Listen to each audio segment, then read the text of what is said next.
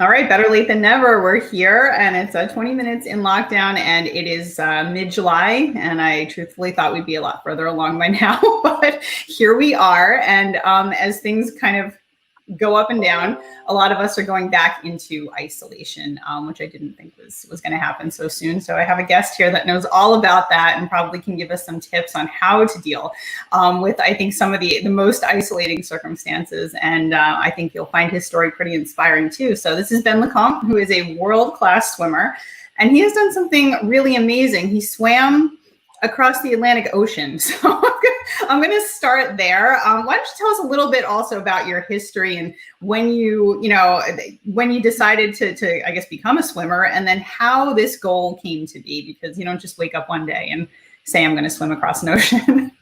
Yeah, no, I didn't start like that. I mean, I'm more an adventurer than a swimmer. So I was inspired by seeing a person rowing across the Atlantic. So it was back in the 80s or 90s. And I did a swim in the Atlantic in 98, which is a drift swim. So you have different classifications of swim, drift swim and stage swim and so on. So this one was a drift swim. And I did it to raise awareness and fund for cancer research, because my father had passed away from cancer at a very early age, and that was very important for me to try to do that in his memory. And then after, I keep on swimming and keep on seeing the difference in plastic, difference in number of fish and sea life that you see. So I was very inspired to do something in the past few years that was geared toward that, to raise awareness about plastic, about ocean pollution, because right now, I am now a father, and I have big concern about what type of environment we are going to leave to our kids. And that was really what inspired me to do swim after in the Pacific Ocean and through the Great Pacific Garbage Patch. Yeah, I don't want to ask you about that, but when you talk about swimming across the Atlantic, first of all, I think a lot of people have questions on how exactly does that work? I mean, you don't just jump in and go. I mean, how do you plan a route, and how long did that take you? Yeah, so it took me a long time to prepare it, because, you cannot find a lot of people that have done something like that. And of course, you need to have a team. So I had a support boat following me. I was sleeping on the boat, and the next morning I was jumping in the water and swimming, and they were following me. And then after, you have to take advantage of whatever you can. So try to stay in the main current, the Gulf Stream, which is a very strong current in the Atlantic. So it's what we did, and had a router online that was on land, doing all the analysis of the current, of the wind, where we can get the most push out of it, because swimming, you don't move that fast. That's amazing. And all right, so you're in the water how many hours per day? About 8 hours, depending on the weather conditions and my condition also. But I try to stick to 8 hours, because for me, I'm just focusing on that particular day. I don't think about the next day or how many miles I have to swim in order to finish. I just focus on that. And at the end of the 8 hours, I say, oh, check mark. I done what I was supposed to do. All right. So you're in the water. I imagine it's black. Okay. You're in the middle of nowhere. How do you deal, and how do you prepare for that kind of isolation? Because that is what, I mean, aside from the physicality of it, I don't think I could ever do anything like that. But I guess mentally, I think you can train your body to do a lot, but your mind is a different story. So what are some of the tips that you could share, I guess, of how you prepare? Because that's a lot of time alone. Yeah, I think your mind, like the body, can be trained. So you need to find out exactly what you are and your identity, and what your strong points are and the weaknesses, and build upon that. When I did the swim in 98 in the Atlantic, for me, I wasn't in the right mindset, because all I wanted to do is to finish it. So it was very painful and difficult. So it took me 73 days to do the crossing. And during all those 73 days, I was fighting. I didn't take the time to enjoy what I was doing, to take the time to really get everything in. When I was swimming, it was all the time trying to push it. Instant gratification. What happens when you are young? You try to get it as much as possible.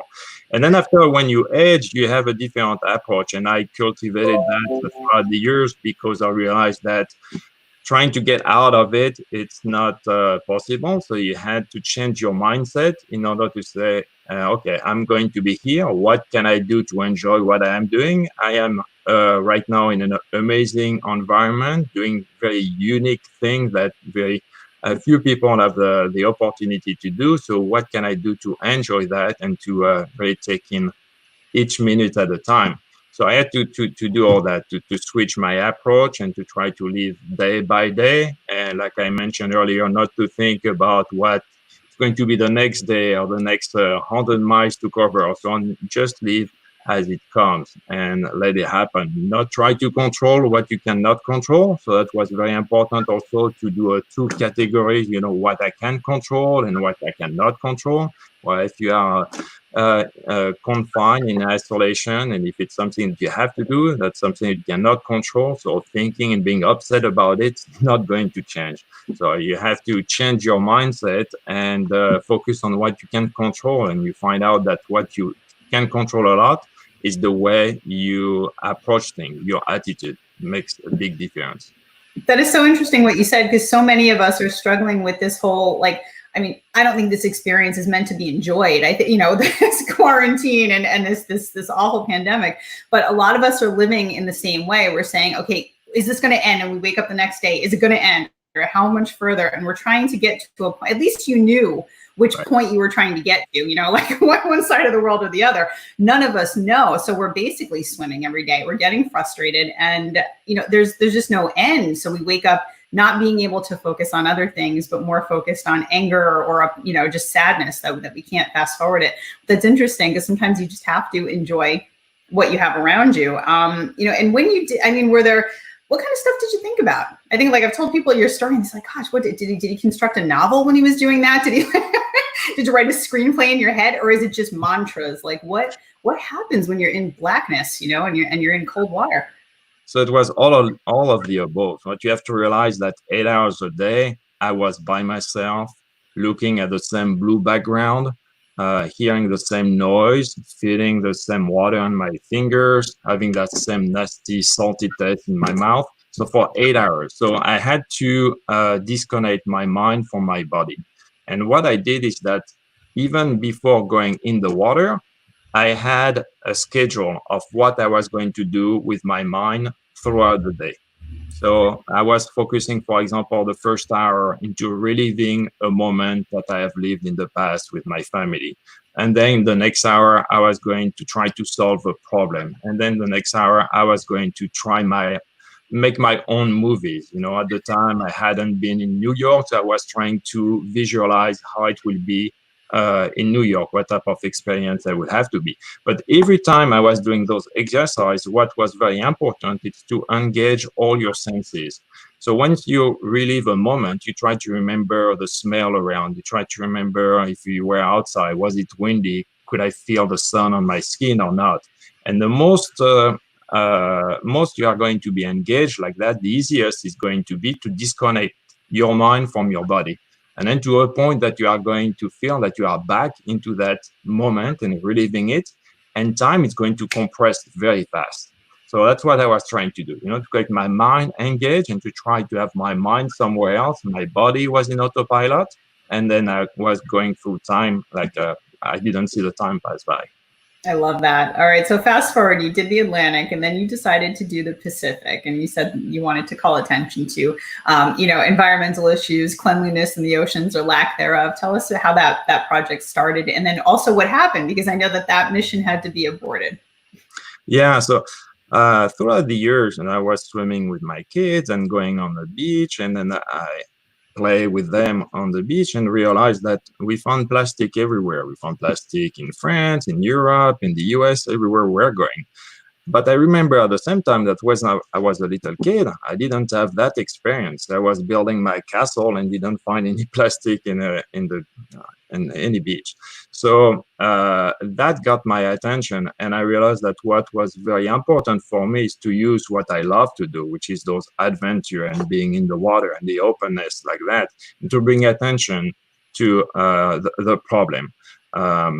The first part was to try to grab the attention. So when you say, oh, there is a crazy guy swimming across an ocean, that you grab the attention, but then after you focus on what is important. So we're showing with a multiple type of media what we were finding. And at the same time, we had multiple protocol to follow to collect data for our scientific partners. Okay, so you started the swim, and where did you begin from? So it started in Japan. So it was in 2018 in June. And then, very early on, we had bad weather because we had bad typhoon, two big ones that we couldn't avoid. So we had to go back into Tokyo twice. And then after we started over again. And unfortunately, that pushed us in the bad weather window in the late part of the fall, when you started having depression after depression passing by. Unfortunately, it put a lot of stress on the boat, and we broke the mainsail. And when it was broken, we had to stop. We couldn't pursue and try to finish the swim, which was very frustrating for me because I was still very motivated physically and mentally. I was doing very well. And so I had swim over 2,700 kilometers and had to stop. And we went to Hawaii at that point. All right, that's an interesting, I guess, side note too. What are some of the tactics you use to deal with that? Because I know plenty of people who had, their heart set on, could be races, it could be events, some people were getting married, all of these things were out of everyone's control, just like a typhoon. What happens, especially after you work so hard? And that's not something you can just, replan very easily. Like you can decide to run 30 miles like another day, that kind of thing. But I mean, that kind of operation is difficult. How are some of the ways that you dealt with that? Because I think it applies to how people are feeling now, just with everything. Yeah, first I had to realize that I didn't have any control over the situation. So I couldn't be upset about something that happened. I didn't have any control, even though it was upsetting. But I couldn't have that turn into my mind and put me in the bad spin. So I had to realize that. And then after, I had to refocus on the purpose. What was I doing? So I know that part of the expedition that is about the adventure and trying to push the limit and trying to break a world record, that's part of it, but was not really the main purpose. The main purpose was to engage people. The main purpose was to collect data. The main purpose was to try to show the problem that we have. So with that in mind, it gives us the will and the idea of pursuing that part of the adventure, that part of the mission. So we plan on doing another expedition the following years, because in 2018, since we couldn't go through all the way to California, we couldn't do the swim through the garbage patch, the Great Pacific Garbage Patch, which is a big focus on the expedition. So we decided on the following year to do just that, to do a swim strictly in the garbage patch and to go into different areas and following the different ADs that the scientists told us to collect data. So it's what we focused on after. So once we had a new focus, it was easier to deal with a situation and feel less as a failure, basically. Absolutely, because you learn from everything. And I think what like you said, what you had accomplished already was pretty huge. Now, tell us about the garbage patch, because that's a huge thing that's on your mind, but I think a lot of people don't know what that is. Yeah, so it's called like that because it's concentration of current that comes in a big vortex manner that circulates waters that come from the northern part of the Pacific. But you have 5 gyre like that in the entire world, big ones. You have 2 in the Pacific, 2 in the Atlantic, and 1 in the ocean, Indian Ocean. But the one in between Hawaii and California is the biggest one. So, some estimate is twice as big as the state of Texas. And then what is very important is that in that area, that's where you will find the highest concentration of microplastic. So what plastic does once it becomes left under the effect of the sun and all that, it will break down into small particles. And when they are 5 millimeters or smaller, then they are called microplastic. So here, because of the effect of the current bringing waters in that area and concentrated all the debris, you have a very high concentration of microplastic. Interesting. And, I'm in tourism, so I think this is it's a question we've been asking ourselves, but with everybody slowing down and people not visiting or, certain places, or there's not over tourism, or there's not, a lot of waste being produced. I mean, do you think that maybe one of the silver linings of this pandemic is that we might have cleaner oceans? Unfortunately, I think it's the opposite. From what I have heard from experts, they say that right now we are using more plastic because when you are afraid of contamination, you take a piece of plastic that you are going to throw, and it's not like a handbag that you are going to reuse, and you have new contamination now because of gloves that are being used and thrown, or masks that are being thrown and used also. So I think it's not in the good way. And then I think also you have laws that have been turned about single-use plastic that went back to being able to use single-use plastic. And if I'm correct, I might be wrong, I think San Francisco had their shopping bags just revert. Now it's allowed to have plastic shopping bags, which wasn't allowed before. Oh, okay, I know that I could see that. I didn't think of it that way. So what do you do moving forward? I mean, especially, I guess, hopefully when things clear up, do you have another mission planned? Or, I mean, what will you do to carry that message along and make sure people don't forget it?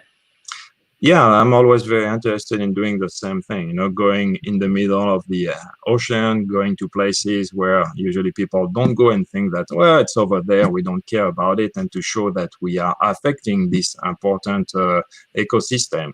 And especially, we think that by going to nice places like in the Seychelles or in the Polynesian island, you're not going to find any plastic because all pristine.